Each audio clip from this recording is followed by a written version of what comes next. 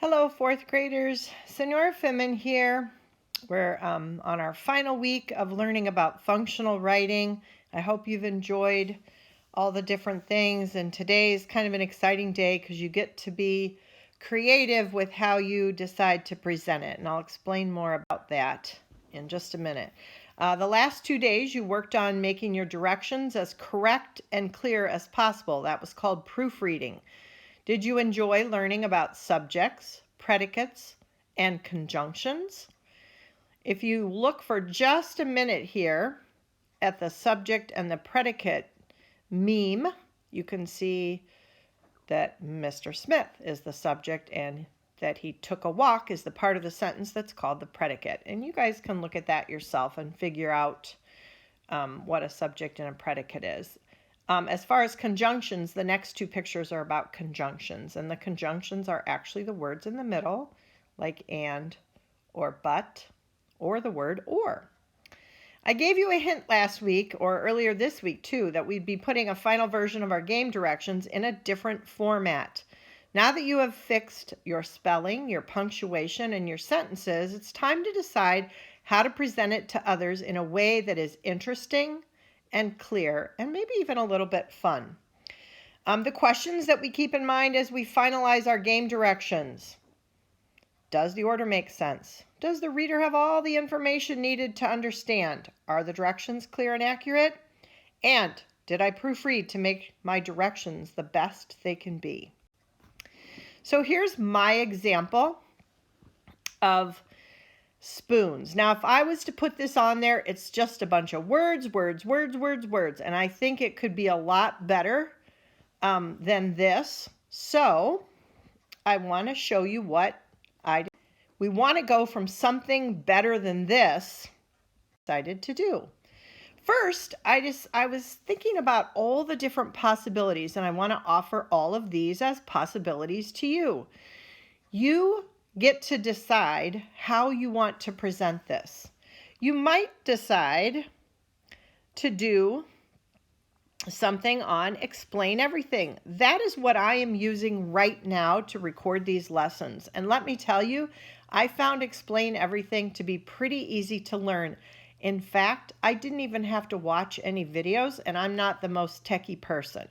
So explain everything is something that basically you take a Google slide deck, and I think you can use other like keynotes or stuff like that. And then you put it into explain everything, and then you can write on it while you talk about it. So that's what explain everything is. Keynote is another one right here. And that is basically kind of like PowerPoint. You make slides.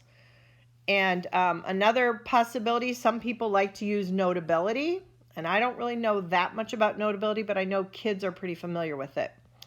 Two other apps that I know might be possibilities for some of you. One that I almost chose, this was my second choice, PicCollage.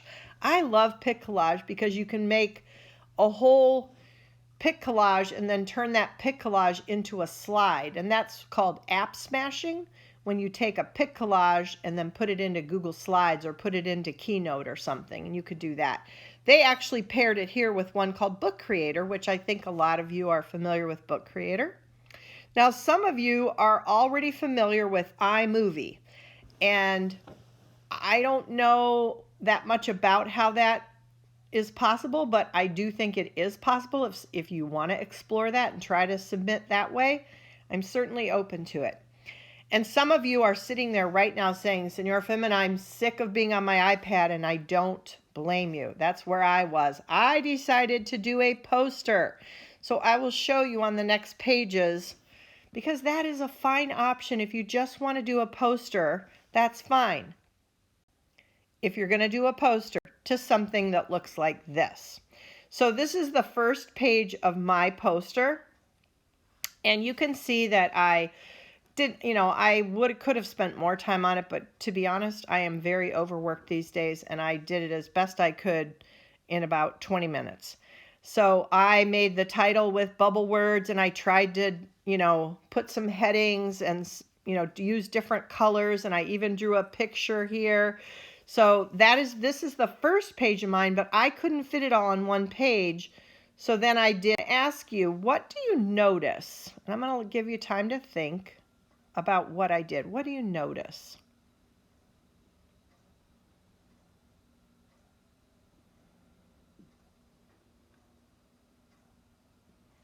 Hopefully some of you noticed that I put the word must, because that's a rule and I want people to pay attention to that, in bold. And I made 1, 2, 3, 4 subheadings or parts of my first page here. I also added a couple illustrations, the one that's down here, and then right there, just put some spoons in, and I made a little illustration there. Those of you who like to do art, this might be fun for you. I just used 2 regular size pieces of white paper and then took pictures of them. On the next page, it was a how to play part on another page. So not more words, but I still decided to break it up with different colors. And I also put at the top, hopefully you'll notice, the reason I think you might like spoons is because it's exciting and it offers laughter. Those kind of words hopefully might grab your reader's attention. I don't know. So, and then I put some optional things at the bottom. You get to decide. So this is how I did it. Do you have to do it this way? No. You can go back and choose any one of those apps or smash 2 apps together, or you can just do it on paper. But I don't want a bunch of words. I want some colors. I want to be able to read it. It has to be your very best handwriting. I want you to tell people why you chose this game by putting words like exciting or laughter at the top. Just like every other end of a unit, we have a self-assessment for you to think about. These are the things you're going to be thinking about. And every one of you can say, I wrote directions for a game I know. Okay? Now, some of you wrote your directions in an order that makes sense. Some of you were still working on that. And hopefully when you proofread, you realized, I better change something. Hopefully you included all the information that readers need to play the game and that your directions are accurate and written clearly.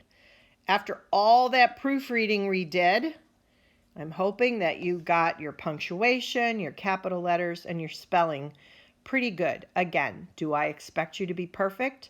No. Do I expect you to be better than you were last time? Yes, because we can all grow in this area from wherever we are. The last one that I added is more about how you decided to present it, which is the decision you're going to make today. I presented my game directions in a creative way that made it clear and interesting. Okay, you saw all those words I had on my directions. Most of you were like, I don't want to look at that. But maybe, just maybe, when I added some pictures and some colors and broke it up, it made it a little more appealing and good to look at. I'm hoping that you can find a way to do that too. Okay, so for today, your assignment is to decide what your plan is for making your final version to share with others. I gave you a little tiny piece right here of all those little apps that were possibilities. And then once you decide which way you will do your final version, I want you to post on the discussion for today what way you're going to use. I want you to tell why you decided to do that. And then, and you might have to wait till other people post if you're one of the first people, I want you to comment on 2 posts. So here, I couldn't make this any clearer.